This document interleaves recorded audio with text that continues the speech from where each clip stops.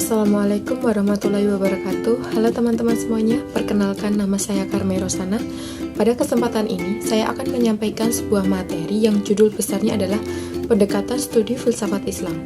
Sebelumnya, saya ucapkan terima kasih banyak kepada yang terhormat Bapak Haq Muhammad Hamka Habibi SEMA selaku dosen mata kuliah Metodologi Studi Islam yang telah meluangkan waktu untuk melihat tugas video pembelajaran ini, dan juga saya ucapkan terima kasih banyak kepada teman-teman semuanya. Sebelum kita masuk pada pembahasan, di sini ada 3 poin yang nantinya akan kita bahas, yaitu poin yang pertama mengenai pengertian pendekatan filosofis, poin yang kedua konsep pendekatan filosofis dalam pengkajian Islam, dan yang terakhir adalah karakteristik dan urgensi filsafat dalam kajian Islam. Oke, langsung saja kita masuk ke materi yang pertama, yaitu pengertian pendekatan filosofis. Sebelum membahas pengertian pendekatan filosofis ini, alangkah baiknya kita mengetahui terlebih dahulu apa sih filosofis atau filsafat ini. Secara harfiah, filsafat berasal dari bahasa Yunani, yaitu kata philo yang berarti cinta kepada kebenaran, ilmu, dan hikmah. Pengertian filsafat yang umumnya digunakan adalah pendapat yang dikemukakan Sidi Ghazalba. Menurutnya, filsafat adalah berpikir secara mendalam, sistematik, radikal, dan universal dalam rangka mencari kebenaran, inti, hikmah atau hakikat mengenai segala sesuatu yang ada. Dengan demikian, dapat diketahui bahwa filsafat pada intinya adalah upaya atau usaha untuk menjelaskan inti, hakikat, atau hikmah mengenai sesuatu yang berada di balik objek formanya. Nah, selanjutnya, untuk pengertian pendekatan filosofi sendiri adalah cara pandang atau paradigma yang bertujuan untuk menjelaskan inti, hakikat, atau hikmah mengenai sesuatu yang berada di balik objek formanya. Dengan kata lain, pendekatan filosofis adalah upaya sadar yang dilakukan untuk menjelaskan apa di balik sesuatu yang nampak. Untuk poin selanjutnya yaitu konsep pendekatan filosofis dalam pengkajian Islam. Di sini saya akan menjelaskan 2 konsep pendekatan filosofis dalam pengkajian Islam. Untuk yang pertama adalah menemukan falsafah dalam ibadah kita. Berpikir secara filosofis tersebut selanjutnya dapat digunakan dalam memahami ajaran agama dengan maksud agar hikmah, hakikat, atau inti dari ajaran agama dapat dimengerti dan dipahami secara seksama. Pendekatan filosofis ini sebenarnya sudah banyak dilakukan oleh para ulama. Salah satunya adalah Muhammad al-Jurjawi dengan kitabnya Hikmah al-Tashri' wa Falsafatuhu. Dalam buku itu, beliau mengungkapkan hikmah yang terdapat di balik ajaran agama Islam.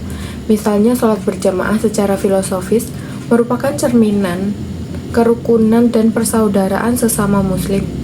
Melempar jumroh artinya membuang sikap-sikap negatif yang ada dalam diri. Untuk yang kedua adalah para filsuf muslim dalam mengkaji Islam.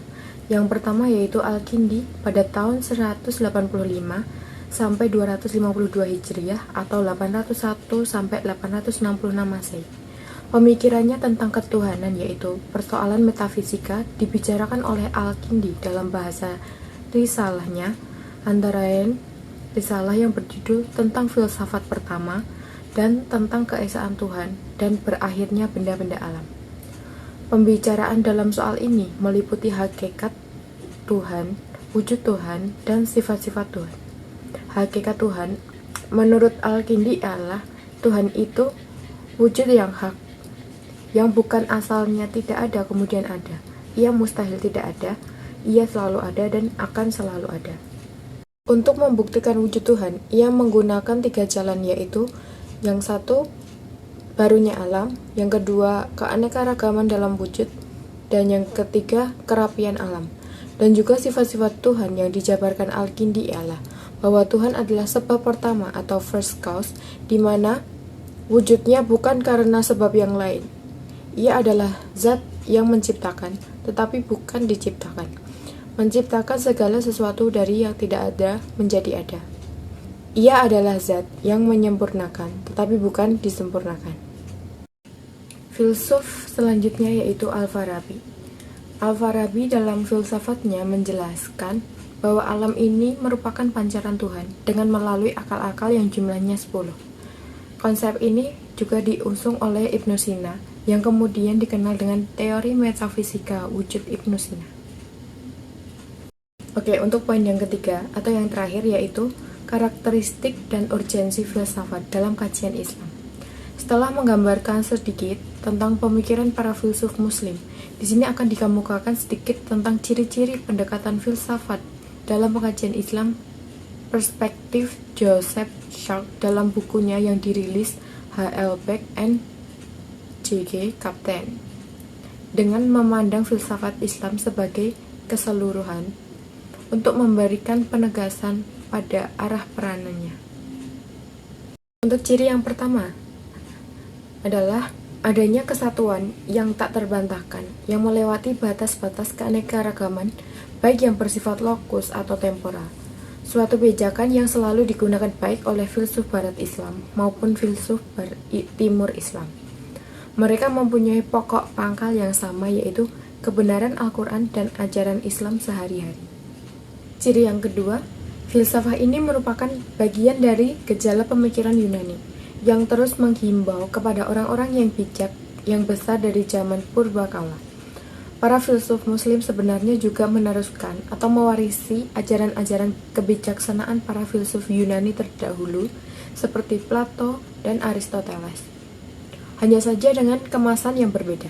Al-Farabi membuktikannya dengan karangannya yang ia dasarkan pada pemikiran kedua filsuf itu. Untuk yang ketiga, filsafat Islam bermaksud menjadi kebijaksanaan. Al-Farabi, Ibnu Sina, Ibnu Rashid yakin akan ketunggalan pengetahuan yang dimahkotai dengan metafisika atau ilahiyat. Contoh pemikiran Ibnu Rashid tentang makna lahiriah dan batiniyah dalam Al-Quran seperti contoh surga di atas merupakan wujud dari ciri yang ketiga ini.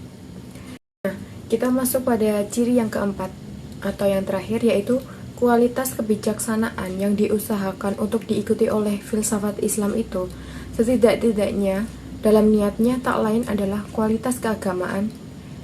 Ia mengandung unsur-unsur keagamaan yang diambil dari Al-Quran. Namun begitu tidak hanya sekedar meminjamnya sebagai unsur keagamaan belaka, tetapi bersungguh-sungguh berusaha mewujudkan agama dan akal dengan tujuan memberikan status keilmuan pada yang pertama. Oke, itulah tadi beberapa penjelasan tentang materi pendekatan studi filsafat Islam. Semoga penjelasan ini dapat dipahami. Terima kasih atas atensinya teman-teman. Sampai jumpa lagi. Wassalamualaikum warahmatullahi wabarakatuh. Bye.